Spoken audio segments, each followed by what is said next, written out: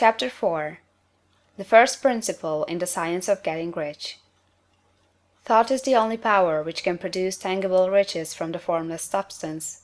The stuff from which all things are made is a substance which thinks, and the thought of form in this substance produces the form. Original substance moves according to its thoughts. Every form and process you see in nature is the visible expression of a thought in original substance.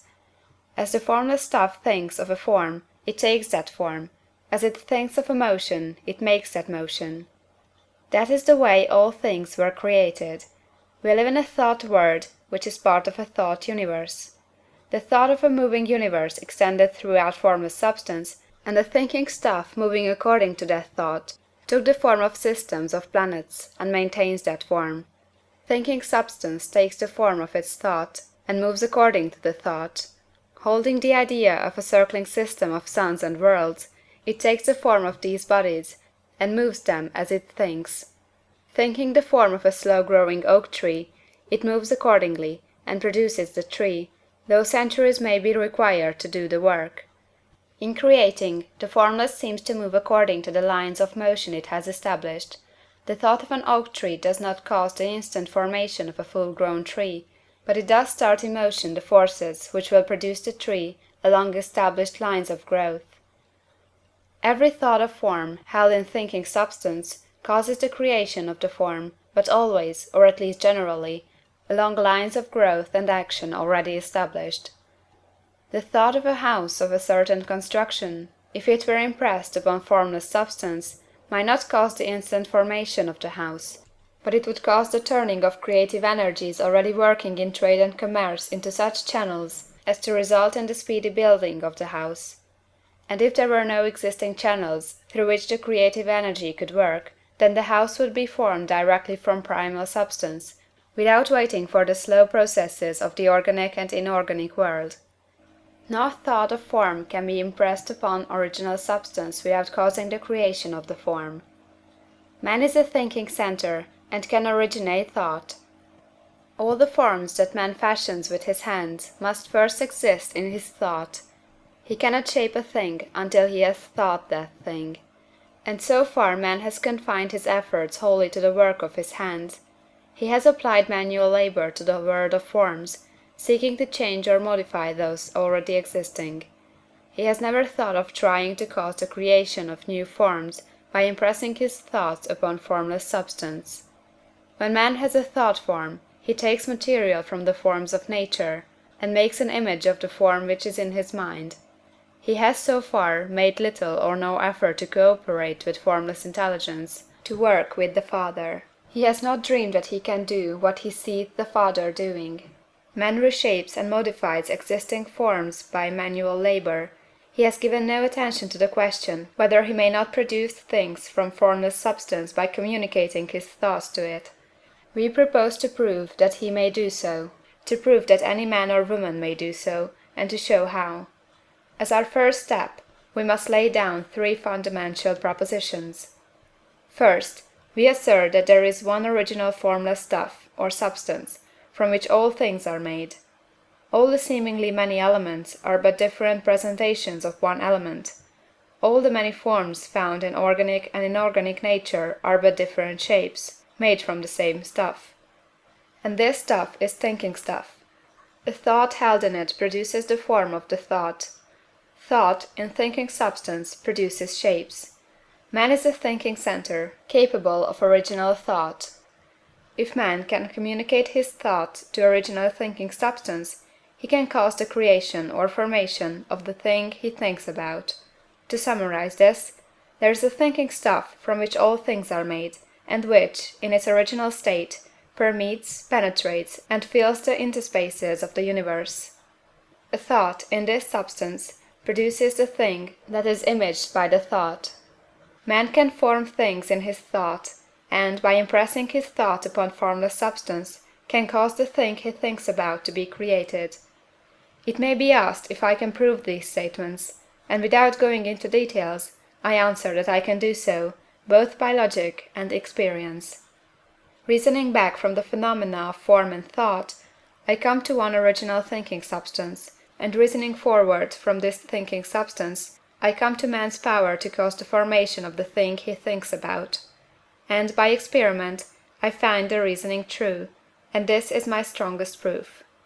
If one man who reads this book gets rich by doing what it tells him to do, that is evidence in support of my claim. But if every man who does what it tells him to do gets rich, that is positive proof until someone goes through the process and fails. The theory is true until the process fails, and this process will not fail, for every man who does exactly what this book tells him to do will get rich. I have said that men get rich by doing things in a certain way, and in order to do so, man must become able to think in a certain way. A man's way of doing things is the direct result of the way he thinks about things. To do things in a way you want to do them, you will have to acquire the ability to think the way you want to think. This is the first step toward getting rich. To think what you want to think is to think truth, regardless of appearances. Every man has the natural and inherent power to think what he wants to think, but it requires far more effort to do so than it does to think the thoughts which are suggested by appearances. To think according to appearance is easy. To think truth, regardless of appearances, is laborious, and requires the expenditure of more power than any other work man is called upon to perform. There is no labor from which most people shrink as they do from that of sustained and consecutive thought. It is the hardest work in the world. This is especially true when truth is contrary to appearances. Every appearance in the visible world tends to produce a corresponding form in the mind which observes it, and this can only be prevented by holding the thought of the truth.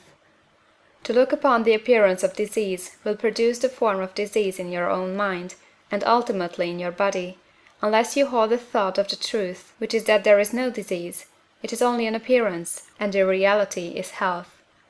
To look upon the appearances of poverty will produce corresponding forms in your own mind, unless you hold to the truth that there is no poverty, there is only abundance. To think health when surrounded by the appearances of disease, or to think riches when in the midst of appearances of poverty, requires power.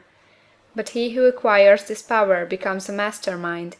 He can conquer fate, he can have what he wants.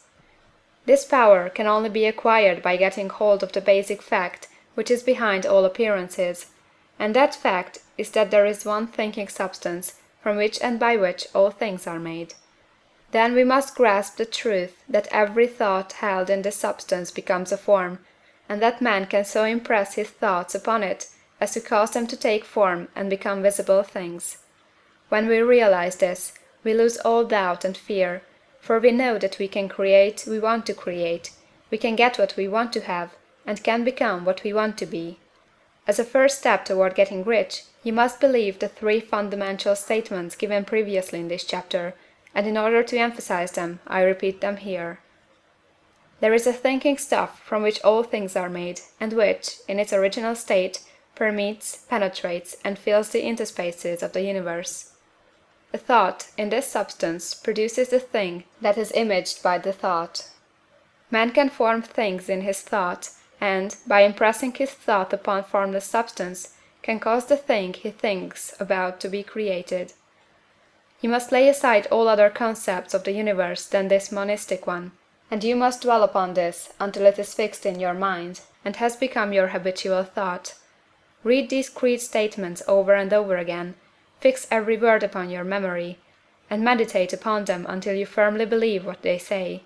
If a doubt comes to you, cast it aside as a sin. Do not listen to arguments against this idea. Do not go to churches or lectures where a contrary concept of things is taught or preached. Do not read magazines or books which teach a different idea. If you get mixed up in your faith, all your efforts will be in vain.